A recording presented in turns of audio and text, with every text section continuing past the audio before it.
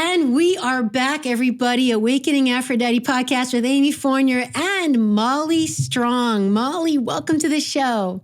So happy to be here, Amy. Wow. Like I said in the intro, another shout out of gratitude to my soul sister, Emily Madden, who's been on the show twice. She's the one who was like, you've got to get Molly Strong on your show. And wow, little did I know what I was going to unearth. I feel like I've just come full circle with a soul sister. And I'm just, and here, we just connected here. We haven't met before. I've actually been with you now for probably a whole of 15 minutes, and I already feel very emotional and just very grateful for you and our connection and our times together. So just thank you again, seriously. You're so welcome. It's such a beautiful invitation to drop into immediate intimacy and realness with you. Really sweet. And that hit the nail on the head because Molly, everyone, as we will direct them at the end to check out your website, which is mollystrong.com. Mm-hmm. Yes. Yeah. I really want them to check it out because they're going to be amazed to see that it's such a refreshing thing to connect with someone, even though we're not in person, but let's just say through the, Zoom medium, who looks like their website, who looks like their Instagram, like here she is, that's exactly the girl and your website is amazing. But it's just your authenticity is refreshing and powerful and it comes across the digital medium. So I feel like that's only like testament to how strong it is, Thank you so much for that reflection. It's for sure a deep practice of mine to be a congruent being. I can't wait to pick the brain about that. We all want to hear about it, Molly. So I'm going to kind of let you, if you want to get into that, or do you want to just take a pause, circle back, and just quickly just bring up to a little bit of your backstory. Who is Molly Strong? Oof. Who is she today? Right. It moves around so much, this identity, doesn't it? Yes. Today, I would say I am a woman in love with her life. I am a humble student of many things, including my own work. And I am someone who's building a home with my partner. This is an exciting new project in my life.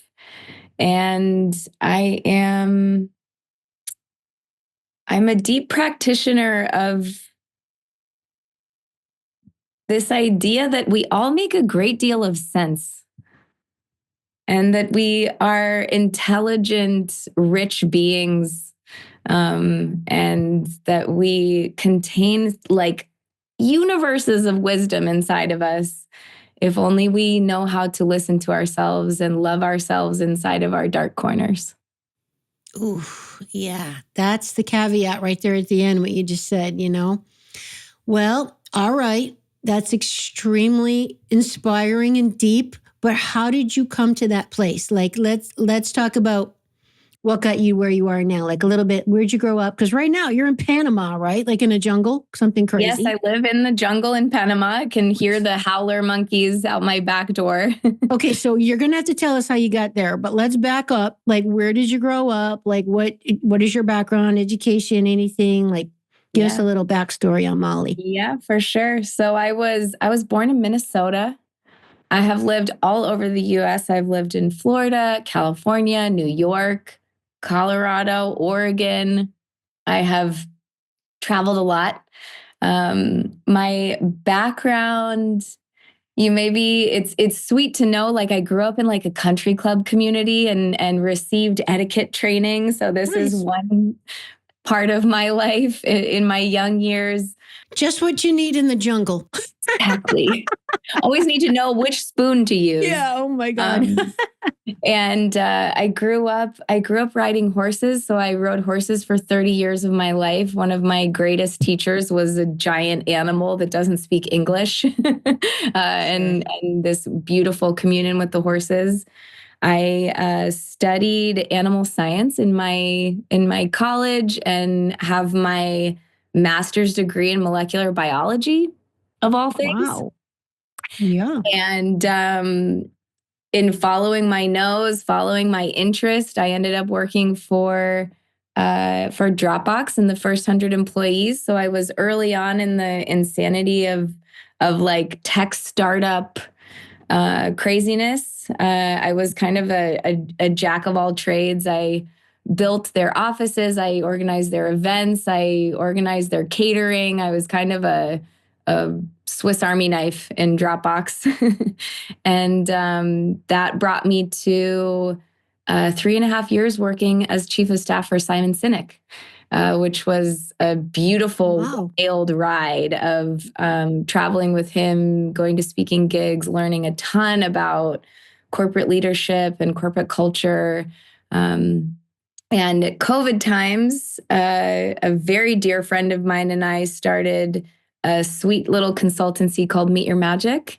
And we supported CEOs, moms, all kinds of soul-led visionaries to bring their purpose and their business into the same field, to bring their soul all the way through into the 3D. And just in the last year, I've kind of hung my own shingle, which you'll see on mollystrong.com. And I'm a coach and a mentor and a facilitator. So that's a little bit about me. Wow. I mean, who would from Dropbox and corporate and all this techie stuff, and now you're in the jungle in Panama doing like soul connection and somatic sensual embodiment for women, and wowza, talk about a 360. Or no, how did you make that connection? Like where did they come together there? Yeah. It's a good question. It's one I don't always know the answer to, if I'm honest. Like I've kind of been a coach in my heart or in my being for a long time, like a support system for my friends, someone that they come to for advice. This has been just kind of part of my life for many years. I did in 2017, I did Seth Godin's Alt MBA. And this was a big shift in my personal development. And it's where I learned how to be a coach properly, was inside of this program. Okay. Yep. And, like side game to all of my work, I am curious about things. And so I found feminine embodiment spaces and sensual embodiment spaces on recommendations from people. And it felt interesting and it felt timely and brought me into so much healing. And so more and more and more, I started to explore more somatic healing technologies, more retreats, different slices of esoteric teachings. And it's just super fun. It's like what I geek out about. It's what I spend all my time doing. It's like what I'm thinking about all day long. So at some point, my side gig became my main gig. And I stopped kind of messing around in like corporate tech project management stuff and just started doing the things that I really like to do, which is being with humans in their humanity. It's the funnest game of all. I think it's very encouraging, and I really hope people watching and listening will kind of, I don't know, maybe share the show or at least the message with there's so many people lost at what is my mission? What is my purpose? And I have one of my nieces that, fresh out of college, and, she's all this pressure because now she's thinking she might not want to do what she majored in, and she ruined her life. And I'm like, you're freaking 27 or whatever. Like, I don't know the odds, right? But how many times people change professions? So, right. So, look, here's for everyone listening, watching, here's someone who did almost like a 360, and that's just life. Right. But the cool thing is, like, at the end of the day, Molly, when you're 90 and I'm 90 and we look back, all those pieces will make sense to create the composite that is you and me. And all those things will be tools in our toolbox, and it will all have some sort of order to it, but not to get so freaked out when people get really afraid to change like that, like they think of like all that time wasted, and it's like, well, it's not necessarily wasted to jump ship and change course and pivot, so you want to talk about that a little bit? Sure. I think, I could start by saying, like, while I don't use the technical aspects of my graduate degree, for example, I use the things I learned from that program every day. Like it taught me how to think. It taught me how to be curious. And so there was no loss in me not pursuing a career in science, for example. Yes. And it's interesting. Like we get kind of trapped in the idea of sunk costs, right? Yes. Like if I spent 4 years and I invested all that time, then it Yes. locks me into some kind of a contract that it has to work out. And the flip side of that question is like, what does it cost you to stay inside of something that is not right for you anymore? And I'm going to interject, that goes for relationships too. How many times have we heard that with girlfriends or even men or whatever, people? And they're like, well, we've been married 15 years and all that time. I hear that all the time. So with everything, whether work, love, anything, you look back on your investment and you think, oh, all that would be wasted. But what about the future? Exactly. And it all builds, like it all counts. Another funny tidbit about me is I was a bodybuilder for like 4 or 5 years. Oh. And I and I know it in terms of muscle mass. Like every workout counts. Yes. Every single one. And your body has great muscle memory. And this works for all things, like every single piece of information that you take in, all of the experience from this job or that relationship, like it all brings us forward. They're like lily pads that we hop on to the next thing, not necessarily just a loss. I just love that so much. It is so important. And I see that almost daily. I have an online membership for fitness and yoga classes. It's an on-demand library. And, I will offer anything from 4 to 8 minute workouts, if you will, all the way to an hour or whatever. But I'm always saying, even if you only have time today to do 8 minutes, 5 minutes of rolling your back, stretching, a couple squats, and whatever, maybe a few sit-ups, whatever. It counts. It's something, and it all adds up. Same thing goes for your diet, right? Maybe you only had, whatever, one piece of broccoli all day and all the rest was junk.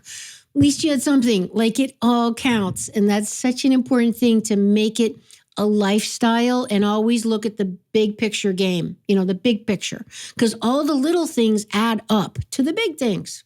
And this concept, though, really challenges our story of not enough and all of our stuff around perfectionism. Like, I have to do the workout for an hour and a half in order for it to be good enough, or I have to eat exactly what I'm supposed to eat all the time in order to think I'm successful. And challenging the perfectionism and the not enoughness by saying like, wow, this counts. I can celebrate myself for doing 10 minutes. I can feel good about it. Like, God forbid we just felt good about the things that we do instead of this like constant self-punishment or constant not enoughness that's kind of ingrained in maybe not all of us, but a lot of us, me for sure. 100%. It's funny. You're making me think, I'm laughing at myself that, we all have the to-do list, right? And then like, I don't know, lately I've been in a little bit of a funk. I think it's because I'm in between the winter, spring, and I'm up in New England right now. And we're still like, we had a gorgeous day, maybe 3 or 4 days ago that was like 56. Sounds cold, but it was actually warm because the sun was it was like a summer sun. The sun was out and strong. So it felt probably 70. It was just gorgeous. I literally was like half naked in my yard and like just taking it all in because we've had such a winter. But, it's amazing because then then we had 3 days of like back to freezing and, all the water was frozen. It was horrible. It was back to winter. But, it's funny though, because I guess my point is sometimes I think of it as like, I look at the things I have to do and then I think, okay, so I've been in this funk is what I'm getting at with the weather. Like I just need some nice weather for a little while to replenish my soul, right? So I'm hanging on and I'm having trouble being motivated and I'm not putting out the work like I normally do. But I'm trying to kind of like what you're making me think is give myself a break because I've been looking at my to-do list and I look like I've got like 1 and 2 things checked off at the end of the day, whereas normally I've got probably, 10 out of 20 at least. So I'm beating the hell up out of myself, like what a loser I am and what's wrong with me. And I'm catching like my self-talk of like, I am so mean to myself. Like, and where's the whole like practice what you preach and live in cycles? And I can't be outputting all the time at that level. Give yourself a little break and like, okay. And you and I were speaking about what's going on with the planets right now and all the retrogrades. And like, sometimes it's like not about you. It's like you're just in sync with the universe and the whole universe is in retrograde right now. So relax. You're not a loser. Yeah, exactly. I had a mentor of mine because I can just be famously hard on myself. Like, oh, the self-punishment is it's so familiar to me. It's something I honestly, Amy, don't know myself without very much. Like I've been this way forever because as a child, I learned that it was a preferable strategy to somebody else punishing me. So I would punish myself first so that I could be a good girl and a high performing everything. And then I would never receive anybody's negative attention. It's brilliant. It was a defense mechanism. Yeah. And then now I just had a mentor of mine ask me a couple of weeks ago, she said, Molly, is the cruelty helping you? Ooh. This stopped me in my tracks. I was like, I didn't realize that I was being cruel to myself. Like she put her finger on it. And then I was like, actually, it's doing kind of a lot of damage, like a lot. And what a waste of energy it is to honestly injure myself over and over again in order to perform more. Like from this present moment, it seemed insane to me. Like I was like, this is a bad strategy for getting more done, actually. It's not effective anymore. Mm-hmm. That's so beautiful. What a nice reflection. That's the power of a mentor, like it's that wise, objective insight, that sometimes when we're in it, we can't see that. Like you can't see the forest through the trees. And part of it is so subconscious, you don't even know you're doing it. So you need that person outside to kind of be like, I'm reflecting back to you what I see. Like, Molly, you're being mean to yourself. Like, and I am. Like you'd never be that way to someone else, but look what you're doing to yourself. It's like, wow, that's super powerful. What a gift. Truly a gift. Truly, truly. I want to get into, okay, so you're in the jungle in Panama. How did you get there? And you've got to talk about, I have so much I want to ask you about. We got to talk about, wait, where's your quote? How you called in your partner. You're living a real life fairy tale, you say. And it's an all-in Fundo Blanco kind of love. So explain this. Who is this amazing man that didn't I read you got engaged within 48 hours of meeting or something nuts? Well, it's sweet because how I arrived in Panama is because I met my partner. I fell in love. That's why I am in Panama. So he's from there. Tell us how you met.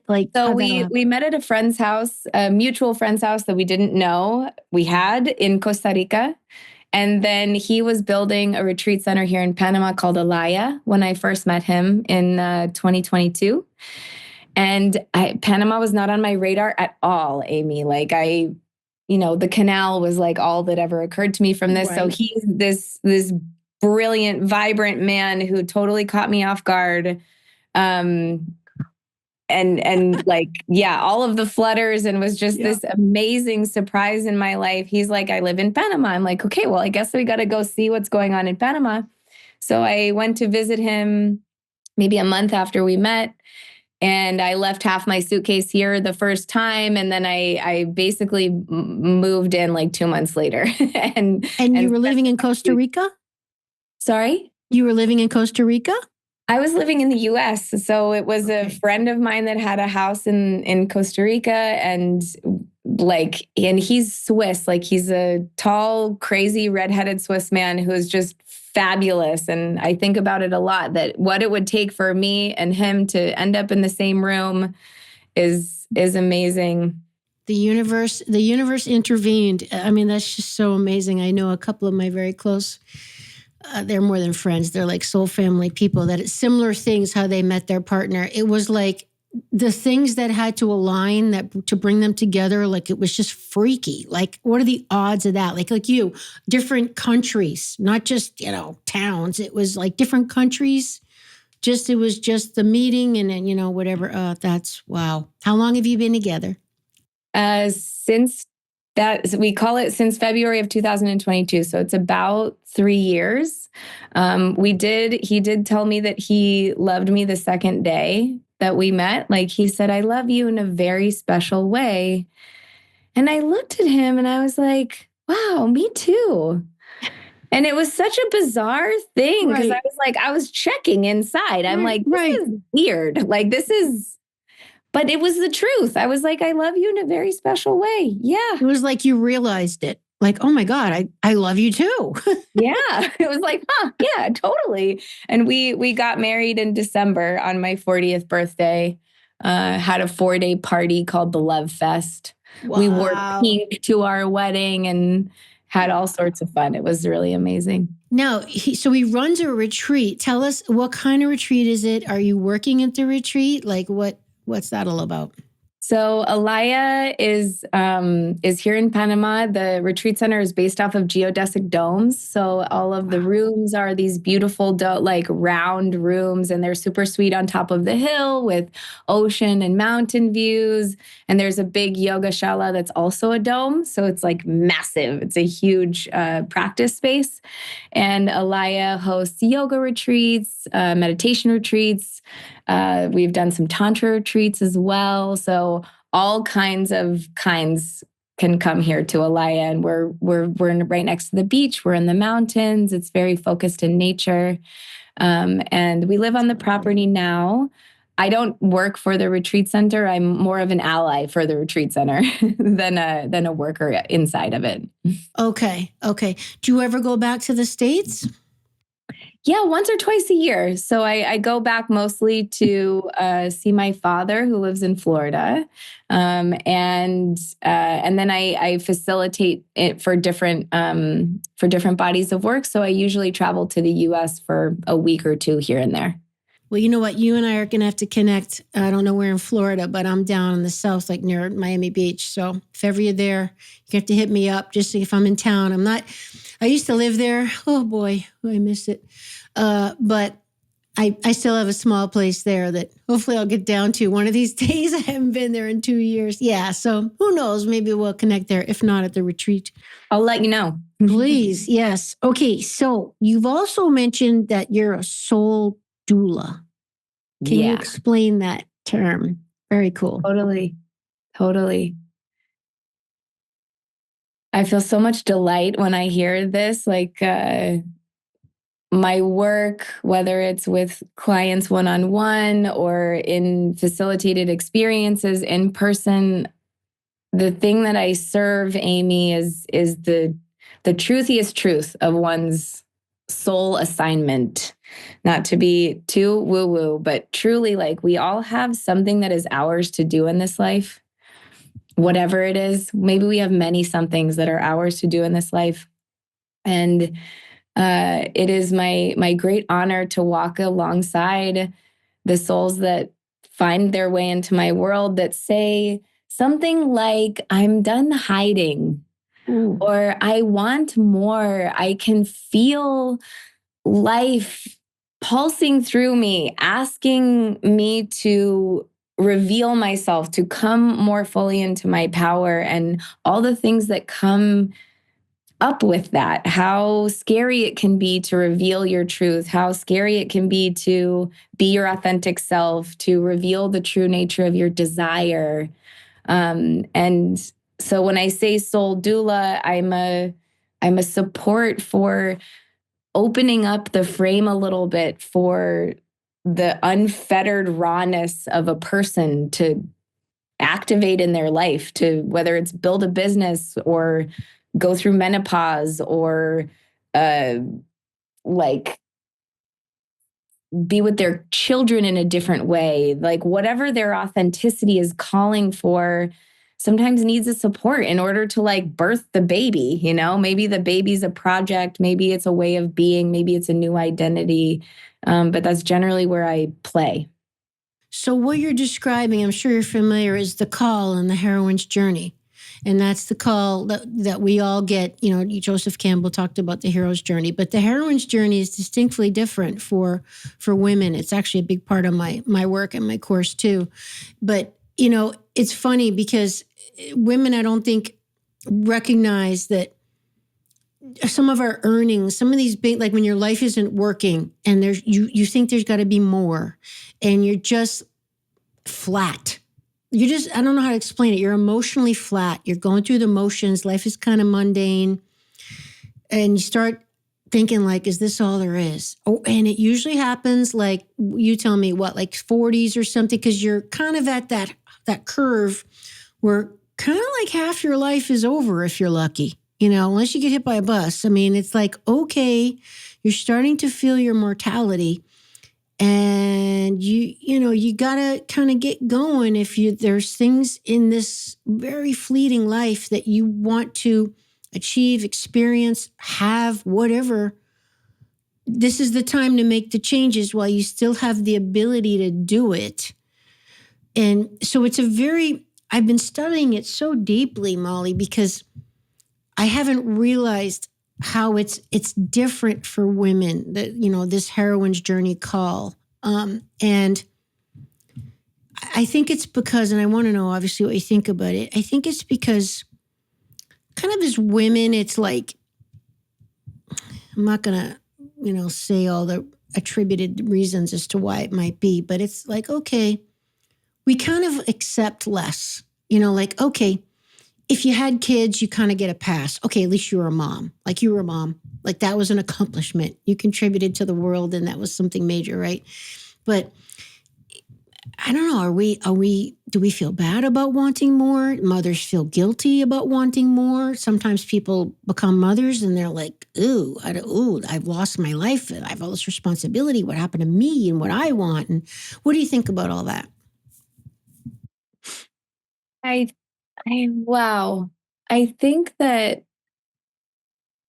I think we all reach a point, men and women, where we realize that we've been living inside of a set of rules for our whole life that maybe we didn't even realize we were living inside of.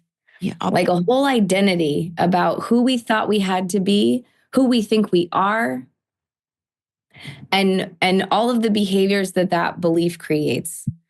So when I was working for Dropbox, for example, I'm in a belief and an identity that my productivity creates my worth.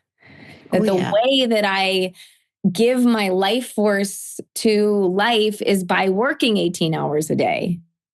It's an identity and it's a set of rules. And if I don't do that, then I'm not worthy and I'm not being productive. And then that means something about my belonging and my self-love and all of this. And then there's a moment for a lot of people where their soul, their insides scream out for a new identity, for a new set of rules that makes more room for them, that says, oh, you could be a mother and have a business, or you could mother your children in a new way, or you can have a different kind of relationship with your own family. Like you can be something else other than what you've been before. It's back to sunk costs. I can actually change who I am. I can actually be a new version of myself. I can inhabit another identity. But it's a scary moment because the old way stops working. Like the thing that used to work, the thing that used to be so satisfying, all of a sudden starts to take something from us.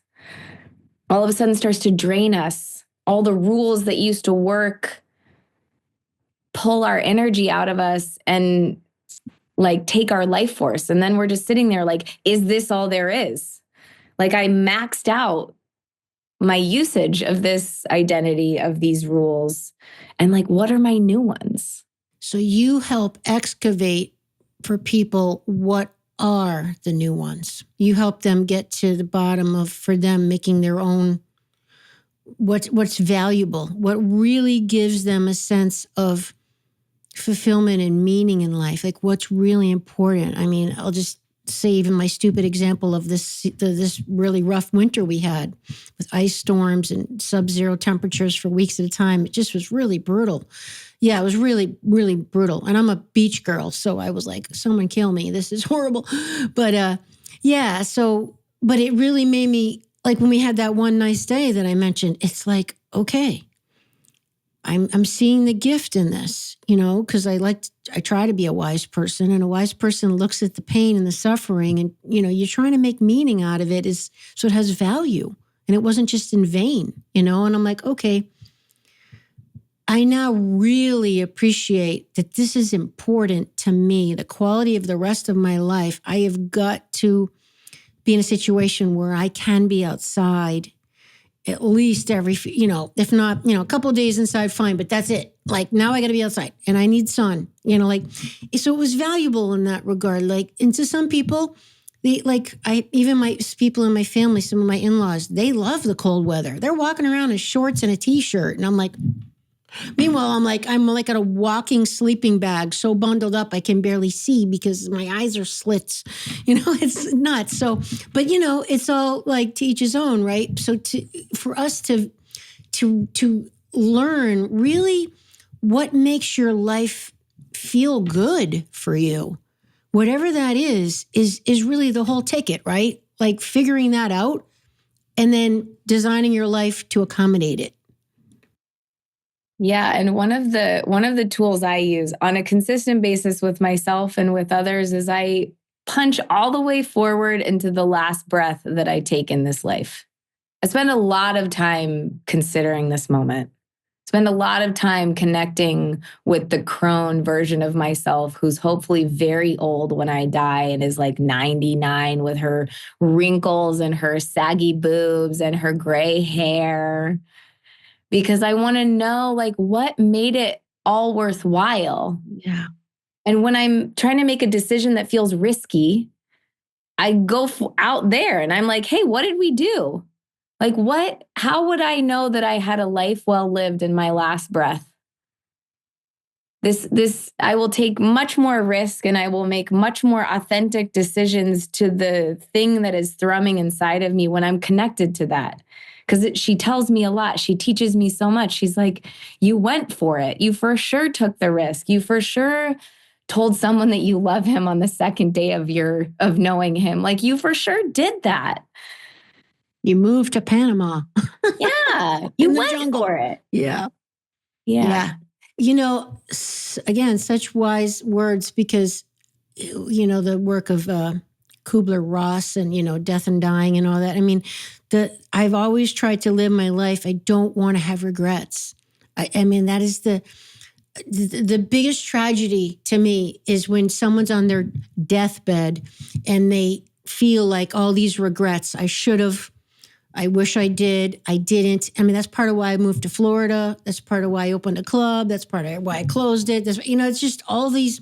And it doesn't mean it's not, the thing is, Molly, it's not always like obvious. Like everything I just listed, right? They were full of doubts. Like I wasn't 100% sure. It wasn't like I got a clear hell yes, do this. It was a lot of ambivalence, a lot of torture, a lot of soul connection, a lot of prayer, a lot of, somatic work, like, and just, even logically weighing out the pros and cons. And it was months of like processing, what should I do? It was that liminal space of not knowing that is very uncomfortable, but a lot of people don't like being there because it's very uncomfortable, right? It's the unknown, it's the uncertainty. You're out in the wilderness. But all of those big decisions that's what was required. It was a lot of like, ugh. But at the end of the day, like you, I don't want to be on my deathbed and be like, I was a coward, I'm using my own words, of course. Like I should have done that. I should have done that. And I now regret because now I'll never know, And regrets are an interesting thing. Like I don't have so many in my life. I have a few, right? But I think what I learned how to do with my regret is how to really look at the innocence of this moment. Because the regrets that I have, like, I didn't actually know any better in the moment. Afterwards, I knew. Like, afterwards, the clarity Right. came through, and I'm like, I wish but there was so much innocence in a few of these places where I wish I'd done something else. Of course. That like even the punishment of the regret feels hard now. Like, I'm just like, well, you didn't know, kid. Like, Right. You did the best with the information you had at the time. you did. And hindsight's 2020, as they say, right? Yeah. But- And but yeah. you're only accountable to the level of your awareness. Like, I can't be fully accountable if it's not in my awareness. Now, once it's in my awareness, it's all mine, and I gotta own that, and I need to act like I have that. But before, there's the innocence of like, we just don't know until we know. Gosh, that's so true. Amazing. So let's talk about your sensual embodied practices and, your somatic work. And this is just such a critically important area for all humans, but particularly for women, because, I mean, my goodness, we got so many body issues, right? What would you like to say to the audience about that stuff? Wow. The journey into the body and the choice to be curious about your body is probably one of the bravest decisions any one person can make, because it's a crazy place in here. It's full of hormones and sensations and feelings and emotions, and it does things like you cry or you scream or you shake, and it has very little to do with our ideas of ourselves often. When we first to start to drop into like, what does the body feel? How does it work? What information does it carry?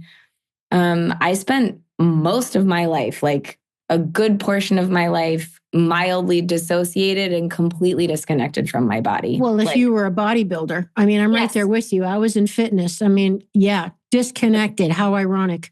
Yeah, like I'm hungry. It doesn't matter. Like, I have to ignore that. So I get out of it, or I'm in so much pain from workouts. Like, I just cut all of my signals off. And it's a tragedy, because this is a wisdom center. Like, it's a sense-making instrument for our life. And through my work in like somatic healing technologies, through sensual embodiment, through finding like the feeling of eroticism in my body, I've unlocked the ability to be more inside of my life. I can only know my boundaries if I'm in my body. I can only state my desire if I'm in my body. If I'm hanging out up here, which is like when I'm not in my body, I'm like kind of like hanging out back here. She's pointing above her head just for I'm pointing above my head, like kind of back to the right of my head. Yeah. Then how can I know anything about what I need or want? How can I create my reality if I'm not inside of my vessel? Right. And to meet yourself, to like meet your matter. Like, these bodies carry us around, do things with us. They eat our food. They clean themselves. They're walking miracles, and we only learned how to be rough with them. We didn't learn how to feel the love letter that having a body is. And one of the interesting things that happens is like, when we first start getting into the body and feeling our feelings, like, people are afraid of feeling grief or sadness or fear or terror. And it makes so much sense, because it's scary. And you think if you open Pandora's box, like, it's going to consume you, and you're never going to stop crying, and your life is going to be over. Like, this is how it feels. You get lost in it. They're afraid to get lost in it. They're they can't afraid come to get back. lost in it. And from my direct experience, it's like 20 minutes. And then it's over, and then you're back. But maybe there's another wave 20 minutes later, but like, you always come back, and you always come back with more life force and more energy. And the funniest part, at least in my experience, Amy, I'm curious if this is also true for you. The upper limit stuff, the pleasure, the ecstasy, all of this is way scarier to me than the grief and the sadness. It's like more, it's so much higher sensation to hold more pleasure and ecstasy and celebration in my body than to go into the depths of my sorrow and my grief and my anger. I feel super familiar down there. All of this is like, like, how do I do it? And we miss out on a lot because we don't know how to hold pleasure in our bodies. It's so true. And I'll say my knee jerk is two things. Such a beautiful insight. I've never heard that articulated, and you nailed it. That's so true. And my knee jerk reaction would be, it's because I know, there's a DNA thing in all of us to be more wired to look for threats just out of, evolution and survival, right? Like we're more wired to always notice, threats. So number one, but I would say number two, it might be because we don't have any training in our culture to like really hold that, like it's not, just look at even like rites of passage and things that are happy events and celebrations. They're very fleeting and very few. If you think back on your life, you're lucky if you live, 85 years, right? You probably went to maybe a dozen weddings in your whole life, maybe a couple births of babies. Like how many really happy events where it's a celebration, it's a party, like this is a good thing. It's kind of sad. Like how many deeply, and you have been so blessed to meet such a beautiful soul partner. I would say 85% of people don't have that, maybe more, I don't know. It doesn't mean if they can even be with somebody, but it doesn't mean that they're fulfilled, that story. But my goodness, Molly, how many really ecstatic, joyful, I'm like, I don't even know if I can handle all this ecstasy feeling, events, opportunities do we even have? So we're not kind of like versed, like, how do I hold this, And the wild part, so something that's been in my practice for the last year, that's probably one of the more challenging practices I've ever done. And I've been to the bottom of my everything like a million times. Like I really, really work with myself a lot. I started celebrating the little stuff like it was a big thing. Nice. And it sounds simple, but wow, is it very challenging. Wow, does it run into many pieces of my inner structuring that say like, no. Like we're actually built to suffer in some ways, or we're more, that's not quite so true, but like we're more conditioned into suffering than we are into feeling good. Totally. And we miss 90% of the moments to celebrate. True. We say like, oh, well, I'll celebrate when I finally get there. And it's like, but you don't celebrate all the micro wins along the way. And the craziest thing for me is like working with my clients, when I challenge them to this, I'm like, okay, your job is every time that you notice the tiny bit of progress that is in the direction that you say you want to go, you jump up and down and scream in your kitchen, turn on a music, and celebrate like you just won the lottery. It's so triggering for them. They're like, I can't do that. They're like, I can't do that. Like everything in them like shuts down around the ecstasy. Really? Wow. Yeah. More often than not. Totally makes sense. Celebrate. Like, yes. And you have to like, I find even in myself, like I have to make myself do it. Like, I'm like, oh, it's not good enough. Or like, just one day. I'm too busy. I got to get on to the next thing. I'm always saying like, take a pause. Like we don't transition anymore. Like revel in it, relish it, marinate in it. Let your body take it in and reward yourself. That's the cycle of life, right? But we don't do that. Guilty as well. Like on to the next one. Like, okay, but there's always going to be a goddamn next one. Like, wait a minute. When do you stop this crazy train, Well, and this for me is one of the things that creates burnout is because we're not celebrating. We're not actually letting ourselves have the win. Like, I want to have it. I want to have it. And I want to have more of it. And it has materially changed my life in this practice. Like, it's a tiny thing, but wow, does it slaps. Like, it does its job. Brilliant. Brilliant. And I'll tell you what, as women, we're the energetic carriers of the relationship, the family, the whatever, the culture. If we're not doing it, how are we going to help the men do it? Yeah. I mean, that's like, wow, that's very, very powerful. What would you say, how do we develop self-intimacy, like along this sensuality embodiment practice? Because when we get into the body, unfortunately, a lot of the culture is like the body's betraying me. I'm fighting my body. I hate my body. I hate my thighs. Like, I'm too this. I'm not that. I'm this. I don't look like her and blah, blah, blah.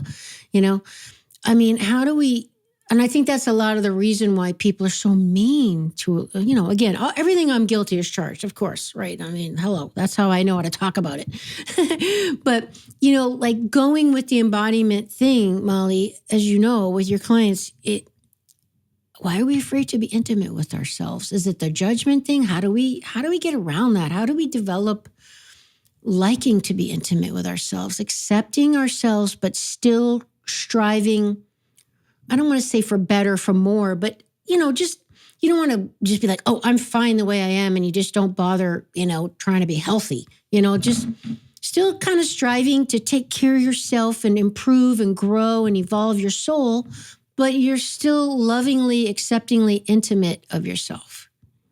It brings me to this question of like, how would I like to be loved by somebody else? Ooh.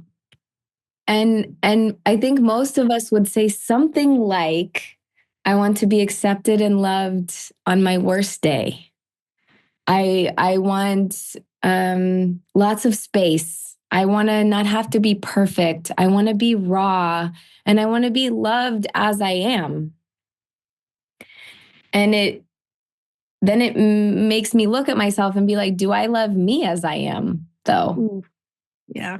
And the answer so often is that I'm so often thinking I shouldn't feel this way, I shouldn't act this way, or I should, I'm there's a war inside around what is in our experience, and we're battling ourselves on what's going on for us all the time until we have a tool that allows us to be like, okay, why does what I'm feeling make sense?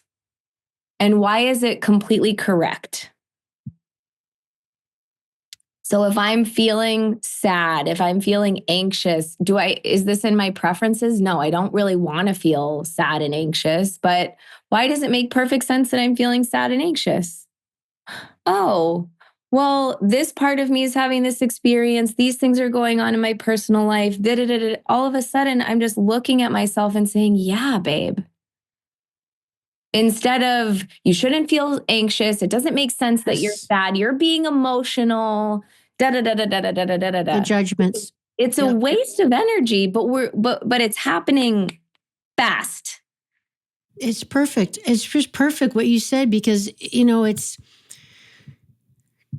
judging the feelings rather than kind of noticing them with compassion as to, I just like the way you said that, because it's almost like looking at them, like considering, well, why are you coming up?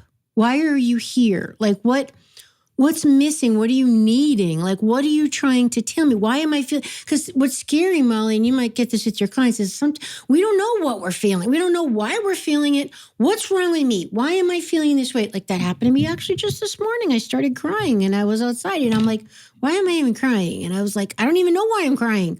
So I had to go within, and I talk about it sometimes it's like my body cries. So there was a part of me that I've walled off that, right, it's so sad. It's like, I know we're getting toward the end of the show. We can't get into it too much, but my point is like we gotta, rather than judge it, sit with it like a compassionate mother and consider it. Like, well, what, I may not understand it consciously, logically, but it's there for a reason, and it's a part of you that's trying to communicate something.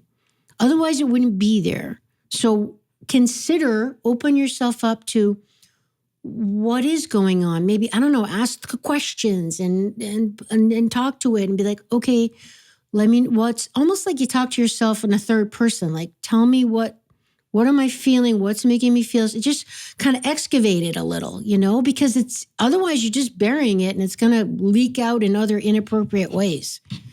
Yeah. And when you think about being intimate with yourself, you can use the image of turning towards yourself. So if it's intimacy with your body, turn towards your body.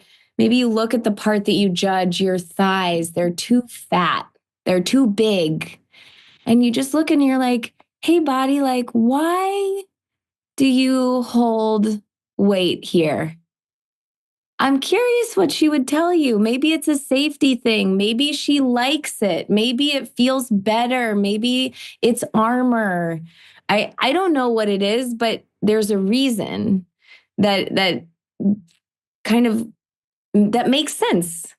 And when an 100%. emotion comes up and you're just like, you're crying, it's like, wow, there's a part of you that's sad and has a good reason to be sad. Yes, good reason. That's the key, is like, rather than like, what's wrong with you? Like, it's okay, validating it. Maybe you don't even understand it, but you're respecting it and you're validating it. That's powerful healing. And realizing that our impetus to judge ourselves is purely a protection mechanism. And even that can be loved. Like, oh, I'm judging myself for being sad. Right. So sweet, so innocent, like how silly, but like, okay, so there's a part of me that feels like I need to judge this. How is that a protection mechanism, to judge ourselves?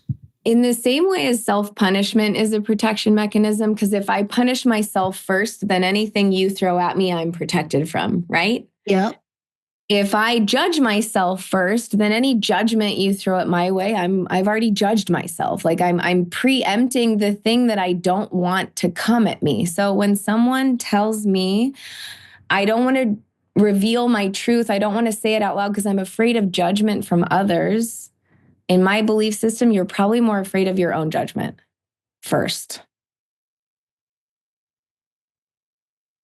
Because we are our harshest critics. Yep. We are more cruel to ourselves than anybody will ever be. By and large, there's for sure exceptions to every rule, but like, how do I just love my inner judge? I don't want to judge myself for judging myself. This is a loop that we could do forever, right? I could judge myself for judging myself for judging myself for judging myself, or I can just like wrap my judge in a hug and be like, baby, I don't need you to micromanage my emotions right now. We're just going to cry. It's okay. We're safe. Can just feel it without knowing why it's here. That's it. That's it right there, Molly. That's it right there. Just feel it without knowing why it's here, and feel it in your body and let it pass. Like you said earlier, it might be 10, 15 minutes. And the next thing you know, you just kind of stop after a while. I mean, you can't keep that going on and on and on. Even if you're having a tantrum, it's going to go right. It's going to go in waves and it might come back. But the thing is like everything in life is cyclical, the good and the bad. And that's why life is fleeting, right? Like the happy moments, you're like, oh, I wish it could last forever. Yeah, it can't. But guess what? The good news is that means the bad stuff can't last forever either. And sometimes when we're in the bad stuff, we have a hard time remembering that. We feel like it's going to go on forever, like this past winter. Like I keep saying, I felt like, is this ever going to stop? Yeah, that's such powerful wisdom. Yeah, it won't be like this forever because it never has been. Right. And that's just the way of the world, the way of life. Okay, tell us about this amazing experience, the death of your mother. I know this was huge.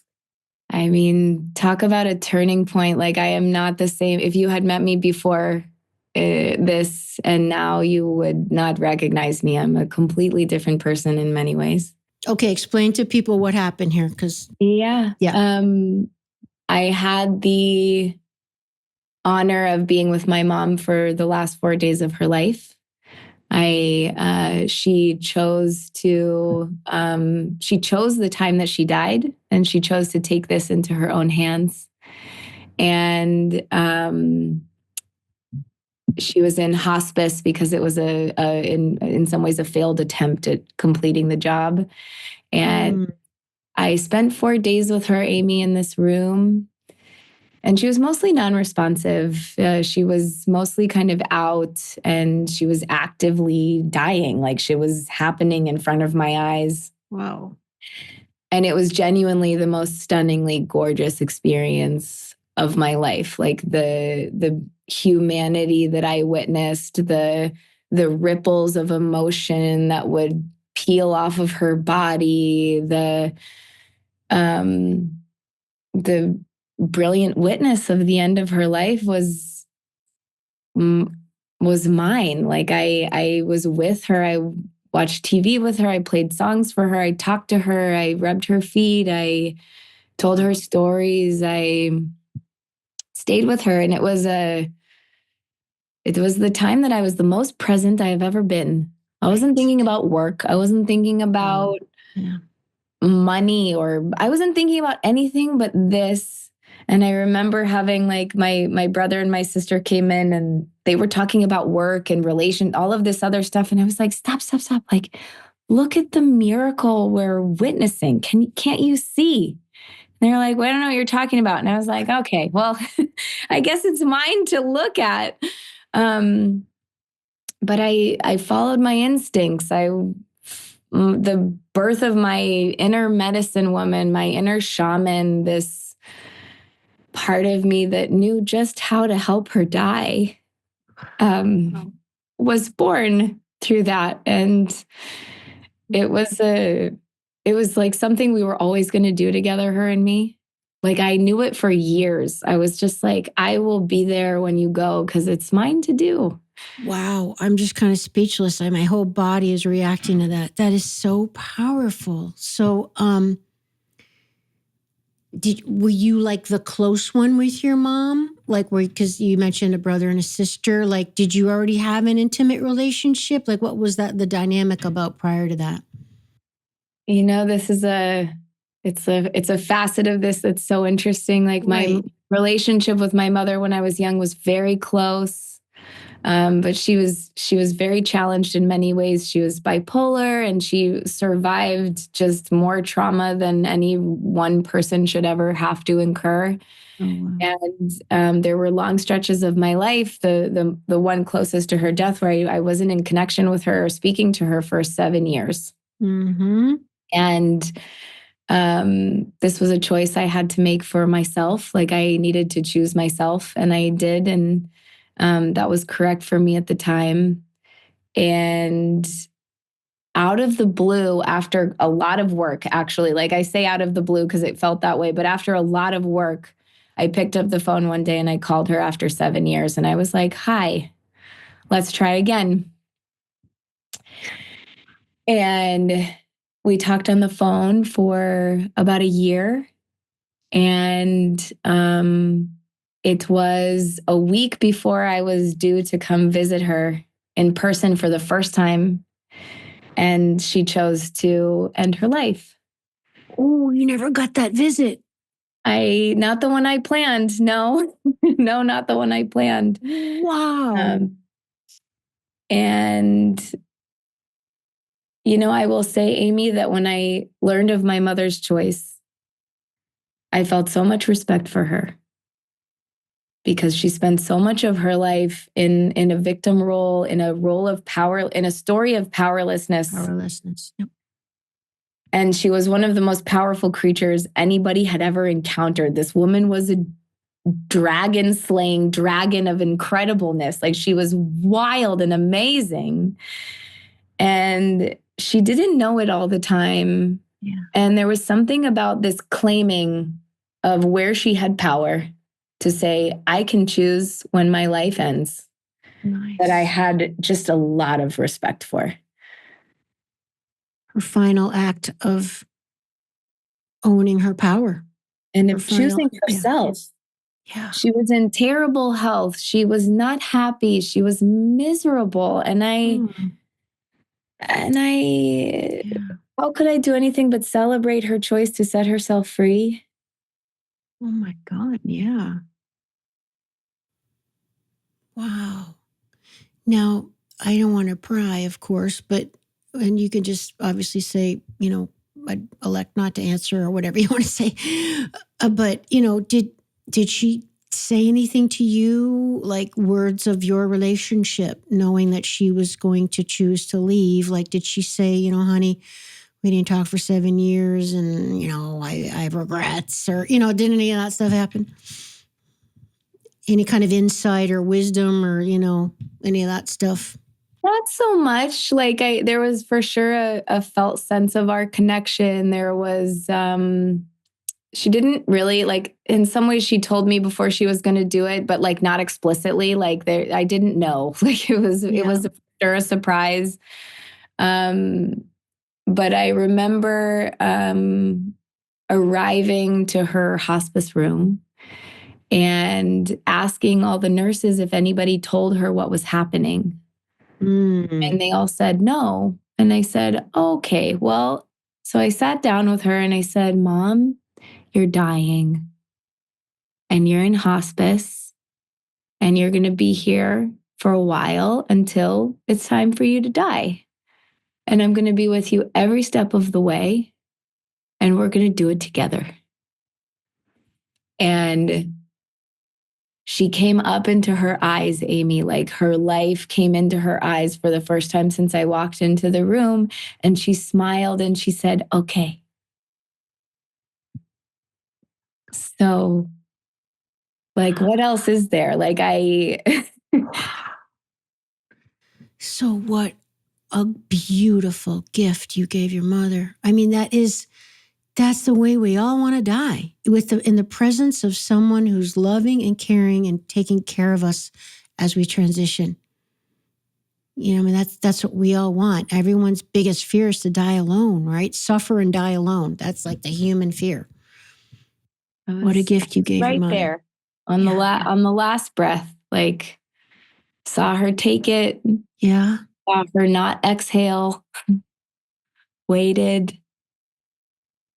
And I stayed with her afterwards for a few hours and I covered her in rose petals and I played music and I gave her my tears and I waited until it was time for me to go. But it took some time, So. And what a gift for you to have that moment to process and to feel and be present. Truly the proudest moments of my life. And tell us how has that experience stayed with you now in your everyday, mundane, day in and day out? There was life before that and life after, right? There was the pre-Molly and the post-Molly. So what has stayed with you with that, Molly? I trust my instincts like 150% more. I will just doubt has been less of an issue for me. When I'm clear, I move, and if I'm not clear, I wait. But my trusting of my instincts, I understand how beautiful death can be, how important it is, how human it is. I don't feel afraid of it. I feel in reverence to it. I feel celebratory of it. I feel honoring of it. And it connects me to my own, which really is, keeps me on track, keeps me out of silly stuff I don't need to pay attention to. It keeps me from wasting my energy on stuff that doesn't matter. And it keeps me connected to the stuff that does matter, that I'm willing to take a great deal of risk for. I'm willing to risk my identity. I'm willing to be embarrassed. I'm willing to mess up and get it wrong and whatever. It gave me a great deal of courage. Playing a full out. Like you're in the game of life, playing full out. Because what else are we doing? That's it. That's it. It's so true. God, what a gift for both of you. I'm just so touched. Thank you for sharing that with us. That is monumentally powerful. I mean, again, that's all we can all hope for, that for both our parents, with ourselves, with any situation with death, is the gift for you and for her, and now for all of us. Thank you so much for asking about it. Molly, this has been incredible. I obviously I just could go on and on with you. Well, it's going to have to wait for my visit. But any final words for the audience today or our discussion, anything that your intuition is telling you should be included here to make us all feel complete? I wonder what would happen if you poured all of the love that you have for all of the people in your life all over yourself just for a minute. And I wonder what would happen if you knew how fabulous and amazing and enough you were just for a minute before going back to trying and working and growing and all of the things improving. I just wonder what would happen if you said, wow, I'm amazing and I love myself and this is great. And I can get back to the to-do list in 5 minutes. It can wait. It can wait. I got to tell you, your answers have been the most impactful for me of almost every guest on the show, and then almost 200 episodes. I lost count. Are we over 200? I don't even know. Yeah, we're over 200. I don't know where we are. We got to be in the high 200s. Just so I resonate with everything you're saying, sister. And you know, what you just said, I have my own Mickey Mouse version of it, not as eloquent as yours, but sometimes I think about, I don't have human children, but I have a lot of animals, a lot of pets. And boy, I love them fiercely, fiercely. And sometimes I think about,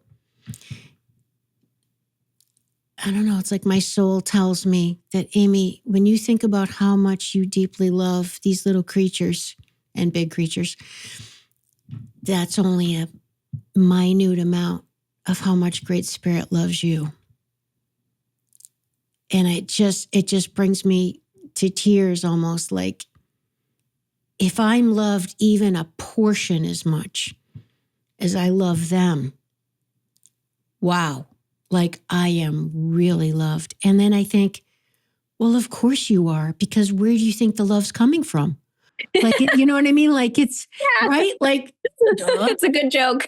Yeah, exactly. It's like, come on. Like, but I mean, how powerful. And I guess that for everybody, because I really like for this show for people to, you know, apply it, you know, not have it be just something interesting to listen to for an hour, but okay, so let's all consider the things we really love in our lives and touch our hearts and our souls. And we just feel love so much. It's like that little bit, it's just an inkling of what the divine creator, creatrix feels for you. How do you feel about yourself knowing that you are so loved? And that's where it's coming from. That's the source of all of it. Yes. Yes. I just want to give you such a big hug. Me too. Amazing. Molly, thank you so much. I am going to text Emily right now and thank her so much. This has been, what a beautiful gift for me, for all of us, your life, your work. Incredible. Where would you like to direct people? Again, everybody, this is in the show notes. If you're driving, busy, whatever. Tell us, Molly, you mentioned coaching. What do you got and where do we find you? Yeah, you can go to my website, mollystrong.com, and you can follow me on Instagram at @TheMollyStrong. And you can find links to my coaching packages, online courses, and free content there. I love it. And tell me again, how did you meet Emily? It was in a class, right? Or course? Yeah, we were in a mastermind together. And which one was it? Was it Molly? It was called Wet Rich Dharma. Okay. Yeah, because I know she's in a lot of them.